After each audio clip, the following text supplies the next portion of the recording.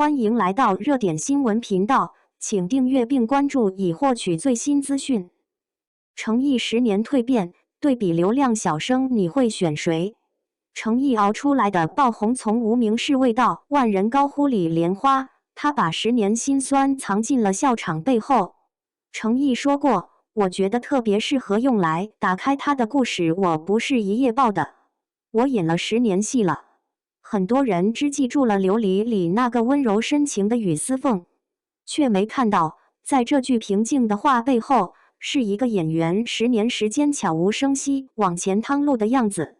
他的走红并不浪漫，甚至有点笨，可偏偏就是这种笨劲儿，让他在更新飞快的娱乐圈里活成了不少普通人想成为的那个自己。2020年夏天，《琉璃》像是平地一声雷，开播第2周，播放量就一路攀升。有权威平台后来统计过，暑期档古装剧热度榜里，《琉璃》长期排在前3。相关话题阅读量轻轻松松就破了100亿，很多人那时候才第一次记住这个名字诚毅。有意思的是，在后台的那次采访，他明明刚刚从粉丝尖叫声里走出来，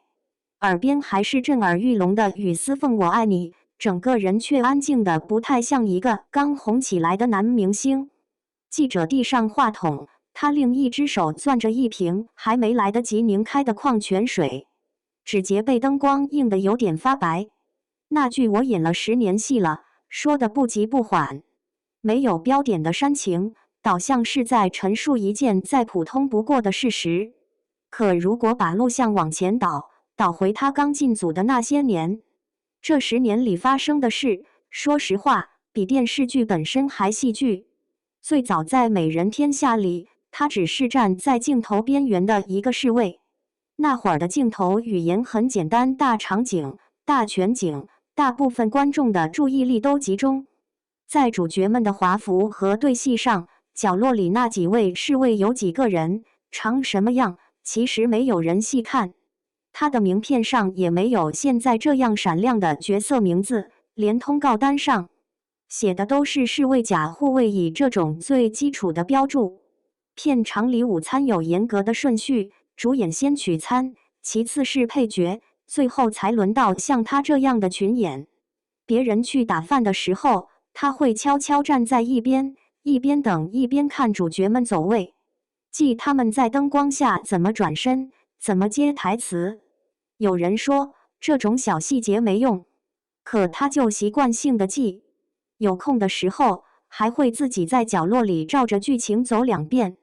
等真正轮到自己的镜头时，即便只有半秒钟的出场，他也会把杯挺得笔直，目光盯着远处，却不会死盯着镜头。后来到了青云志，他已经从无名侍卫升级成了有姓名、有故事线的林惊羽。这个角色在原著粉心里可算是少年义气那一挂，压力有多大就不用多说了。拍那场威亚戏的时候，工作人员给他绑好吊绳，人抬上半空，风从山谷里刮过来，衣袂翻飞，看上去是很好看。可落地的时候，因为角度偏了一点，他整个人重重磕在地上，那一下，旁边的人都听见了闷响。腰是最容易受伤，又最怕伤的地方。有人跑过去扶他，问要不要先送去医院看。他皱着眉喘了几口气，脑子里第一个冒出的念头居然不是我疼死了，而是回头问导演刚刚那条能用吗？说完，额头上都是冷汗，人也有点发懵。工作人员以为他一定要休息很久，没想到20分钟后，他又自己走回拍摄点，和替身对了2句动作，就抬手示意可以再来一条。这也是他身上一个挺典型的特征，不太爱讲苦，也不爱把吃苦当噱头。他后来在访谈里简单提到那次受伤，语气很平，轻描淡写的一句有点闪到，反倒让人听着有点心酸。很多人质疑他起步晚，30岁才靠琉璃打开大众市场。在这个很多人20出头就拿下热搜，中期事业开始下滑的圈子里，确实算不上早。数据能说明这个节奏，业内有机构统计过，近几年新晋爆红的男演员，平均年龄大概在25岁左右，20岁出头就背着大男主剧的不在少数，30岁才翻身的不多。说起这段经历，他自己倒不像被现实晚了一步的那个，反倒有点看得很开。他说过，大意是每个人都有自己的节奏，走得慢一点也没什么。这种不急不躁的劲头，放到后来他红了之后的选择里，体现得更明显。琉璃爆火的时候，很多同行会抓紧时间上综艺、接代言、拍广告，各种舞台刷存在感，哪怕只是为了维持热度，也要频繁出现。有公司甚至专门计算过数据，一个剧的热度窗口大概是半年，最好的变现周期在前2-3个月，只要跟上节奏，就能把商业价值抬到最高点。他走的是另一条路。戏播完，他没有立刻跑去真人秀里当固定嘉宾，也不常在社交平台露面，整整有11个月时间，几乎没公开活动。粉丝们等更新的不是自拍，不是机场照，而是一张又一张剧组发出来的工作照。那些照片里，他穿着理想照耀中国里红军战士的军装，脸被烈日晒得发黑，嘴角有裂开的干皮，眼角微微往下压，那种疲惫是藏不住的。可笑起来的时候，却很自然，跟镜头里的战士状态几乎一样。有一张剧照评论量挺高，底下不少粉丝留言说心疼他流量期不营业，有点可惜。他自己倒从没解释什么，只是默默从一个剧组转战到另一个剧组。说句实话，这种路线在当下被很多人看作不懂经营。有营销号直接点名批评他浪费热度，说什么不会玩流量，终究会被后浪拍死在沙滩上。他却从来没在公开场合反驳过，连辟谣声明这几个字都鲜少与他挂钩。后来到了沉香如屑，他又一次钻进剧组就不出来。那会儿正赶上横店1年里最难熬的那段热，地面上都能烫起来气浪。3层古装戏服一穿，像裹了一个小蒸笼，加上长时间吊威亚，脑袋、腰、膝盖都难受。后背经常汗湿一片，有时拆开盔甲，里层的衣服直接能凝出水。工作人员怕他中暑，安排每一条戏结束后用冰毛巾帮他降温，他自己却老是先把毛巾递给身边的对手戏演员，嘴上还笑着说你先你先，自己就站在原地等补妆。补妆师给他擦汗的时候，粉底几次都推不开，只能先拿纸小心翼翼压掉汗水，再慢慢修补。挺让我印象深刻的是那段雷刑戏，为了呈现那种极端痛苦的状态，剧组用了干冰营造特殊环境，温度低得出奇。他整个人泡在那种冷里一待就是3个小时，脸上的血管冻得有点泛红，腿脚最后都是麻的。拍完以后，他是被工作人员扶着走下来的，鞋子踩在地上，脚腕还有点发抖。他事后只说了一句挺冷的，拍出来效果不错就行，还是那种不太愿意卖惨的语气。行业里有些声音觉得他太用力，甚至给他贴上刻意打造敬业人设的标签。有人说，现在谁不敬业？拿敬业说事，本身就是在营造形象。这种话在网上挺常见的，可他面对这些，并没有解释，也没有用长篇采访来讲自己的职业态度，只是继续一个剧接一个剧拍下去。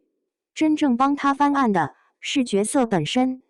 莲花楼播出后，那个看似病恹恹，实则武功高强的李莲花，很快成了观众口中最懂江湖的那位先生。说实话，这个角色难度不低，要有江湖气，也得有隐忍后的释然，还得带一点若有若无的孤独感。他在剧里可写的那几个镜头，现在已经被剪成了无数次短视频。不是单纯靠喷血来制造戏剧冲击，而是咳到指尖颤抖时那种压抑的控制感。眼神也很有意思，伫立雨中，看着一柄长剑的时候，那双眼睛里有短暂的空白，紧接着又慢慢收紧焦点，从失落到坚定，只是几秒钟的变化，却让人能感受到角色心里的波澜。数据平台给出的反馈很直接，莲花楼播出期间，某权威视频网站的热度指数一度冲进历史榜前列，相关角色话题多次登上每日热点。而在一些专业评分网站上，这部剧的评分稳在不低的分数线之上。有观众专门写长评，把他从早期角色到李莲花的表演层次变化都梳理了一遍，就是把演技不是一天练成的这件事，用实力摆在了大家面前。收官演唱会那天，很多人都记得一个画面，全场观众举起应援牌，齐声喊李莲花长命百岁。那个声音一浪高过一浪，舞台灯光晃得人有点看不清表情。他握着话筒，眼眶一点点红起来，耳朵也慢慢泛红，过了很久才勉强笑了一下，深深鞠躬。那一刻气氛挺微妙的，既像是演员在告别角色，又像是他在跟过去那个一直熬着不被看见的自己说再见。后来有记者问他，觉得自己和李莲花像吗？他想了想，说了那句让很多粉丝记住的话，都熬了很久，也都没放弃。这话不复杂，却很真实。也许正因为他没有把自己的故事说得多么轰轰烈烈，听起来才格外有分量。很多人好奇他红之前的生活，有身边工作人员透露过一点细节，大概就是那种标准的北漂或者横店漂的状态，住在普通的小出租屋里，房间不大，角落堆着箱子，墙上一挂就是几件戏服。那段时间，他确实吃过不少泡面，倒不是刻意立人设，而是真的方便又便宜。有人半开玩笑地说，一桶泡面差不多能撑一顿戏，熬夜的时候连汤都舍不得倒。有一次，他在出租屋里一边看颁奖典礼，一边对着镜子练习获奖感言。当时离真正站上台还不知道有多远，他也不在意自己是不是自作多情，就认真想象颁奖人叫他名字时的场景，练习开口的地，反复琢磨应该先谢谢谁。现在回头那种略显自言自语的执着，倒是挺打动人的。等到后来，他真的拿到奖，站上闪光灯密布的领奖台，脸上那种略微紧绷的局促感，其实跟早年在出租屋里练习时差不多。他的发言一直很简单，先感谢观众，再感谢剧组，最后用一句我会继续踏踏实实演戏当结束。这种朴素，放在花样百出的获奖感言里，有人觉得不够惊艳，却有一部分观众听着觉得很安心。现在的影视圈追求捷径的人不少，有人靠外形出圈，有人靠话题维持热度，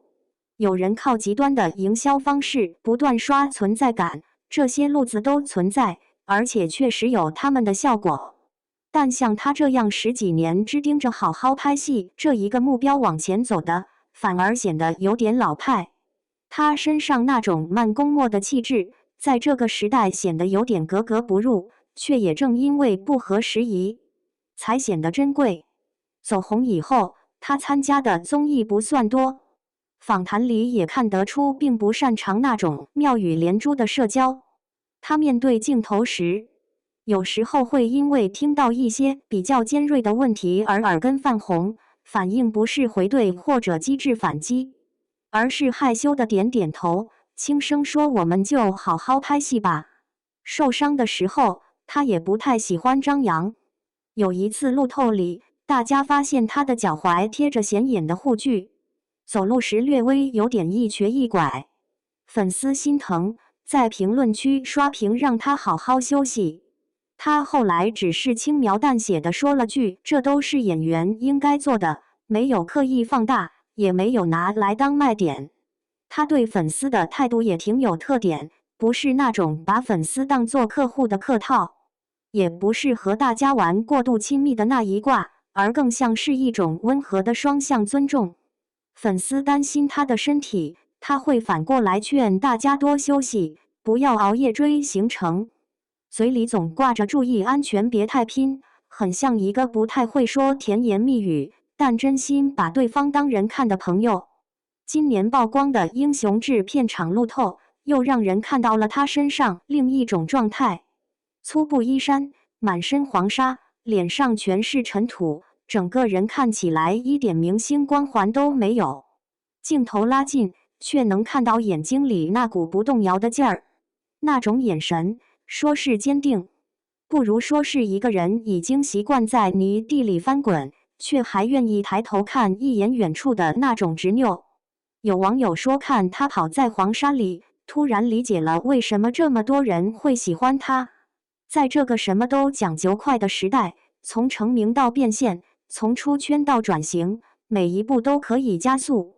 有人选择走捷径，有人选择绕近路，他偏偏选了最慢、最笨却也最踏实的一条路。这点我真的深有体会。很多普通人的人生轨迹，某种程度上与他有点像。可能不是人人都站得上舞台，但很多人都经历过没人看见的那部分熬夜加班，后第二天还得准点打卡，拿着普通的工资，却认真做完每一件小事，在别人看不见的地方，一遍一遍地练习汇报、改方案、重来、推翻。最后某一天，当机会来了，别人会说你突然怎么这么厉害？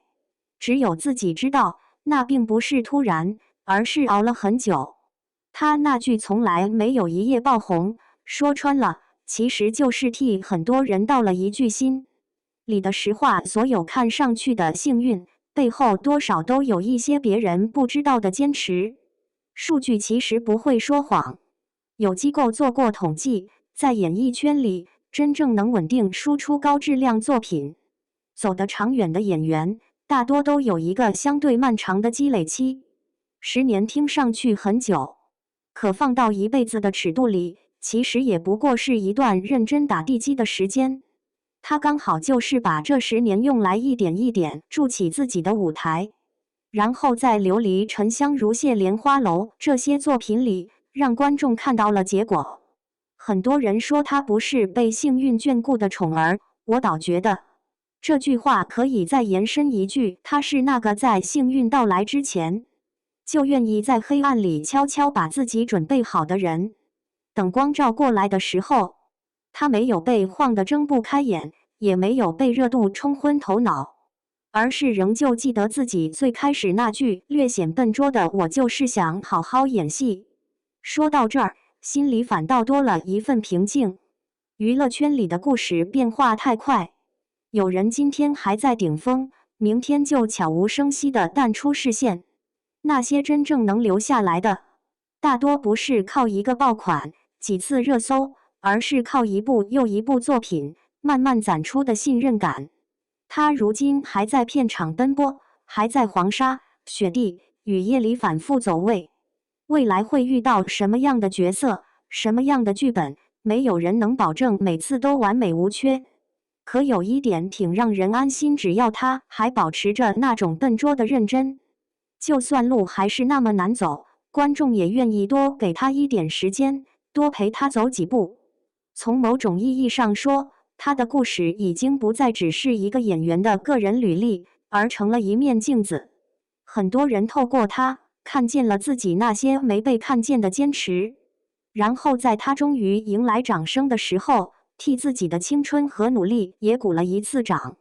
这正是一个演员最难得的地方，不是你演得多帅多酷，而是当观众走出剧集、走出剧情，还愿意记住你身上那种向上的力量。程毅走了10年，才从角落里那个无名侍卫，走到了万人齐声呼喊李莲花长命百岁的舞台中央。这个过程说不要演吗？其实挺耀眼的，只不过他习惯把光留给角色，把苦和累藏在背后。等到有一天，我们再在新的作品里看到他，或许不必再纠结他是不是爆红，是不是顶流，只要记得这个人会用他惯有的那种笨劲儿，把每一个角色都演得尽量不辜负观众。到那时，所谓幸运就不再是从天上掉下来的礼物，而是一盏一盏他自己亲手点亮的灯。